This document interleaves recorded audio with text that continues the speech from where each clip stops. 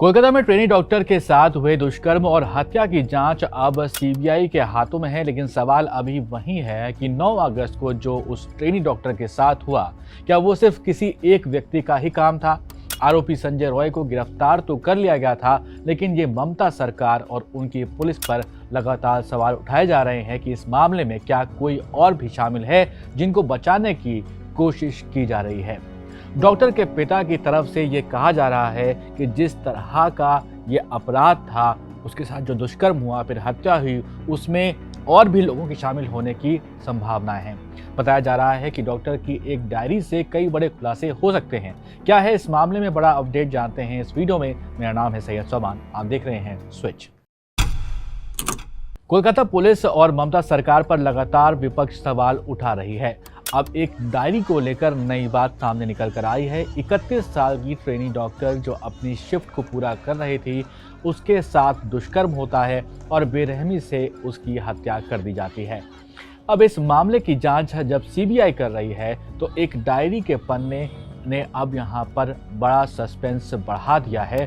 Media reports में इस बात का दावा मिल रहा है कि डॉक्टर के पिता ने खुलासा किया है कि उनकी बेटी को डायरी लिखने की आदत थी, यानी दिन भर जो कुछ हो रहा है उसे एक डायरी में वो लिख लिया करती थी। आरजीकर मेडिकल कॉलेज में जो कुछ 9 अगस्त को घट रहा था, उसको मृतिका ने अपनी डायरी में दर्ज कर लिया था। मृतिका के पिता ने कहा है कि उनकी बेटी ने उस डायरी में से एक पन्ने की फोटो खींचकर उनको भेजी थी और पिता का आरोप है कि सबूत जब इकट्ठा किए जा रहे थे कोलकाता पुलिस की तरफ से, तो वहां पर वो डायरी मिली थी, लेकिन वहां पे कुछ पन्ने उसके गायब थे। इस डायरी के वो पेज जो गायब था, उसकी फोटो पिता को पहले ही वहां पर मृतिका भेज चुकी थी। पिता का कहना था कि सीबीआई अगर उस पेज की फोटो की मांग करती है तो उसे वो देने के लिए तैयार हैं। उस पेज में क्या लिखा था, इस पर उन्होंने जानकारी तो नहीं दी है, लेकिन बस इतनी बात सामने निकल कर आई है रिपोर्ट्स के माध्यम से कि 9 अगस्त को हॉस्पिटल में जिस तरह के हालात थे, उसका जिक्र वहां पर किया गया था उस डायरी में। वैसे पिता के इस बयान के बाद सीबीआई ने उस तस्वीर को सबूत के रूप में अब ले लिया है उनके पिता से।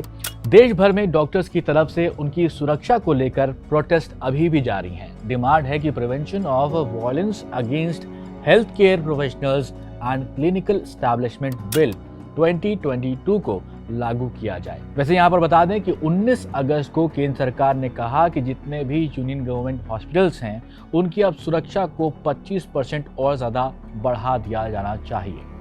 अब लेकिन इस मामले में देखना होगा कि कोलकाता पुलिस के बाद अब जब सीबीआई के पास ये केस पहुंचा है, तो सीबीआई क्या कुछ बड़े खुलासे करती है। कोलकाता मामले से जुड़ी हर खबर की अपडेट के लिए आप स्विच को ज़रूर सब्सक्राइब कर लीजिए और ऐसे ही वीडियोस के लिए देखते रहिए स्विच।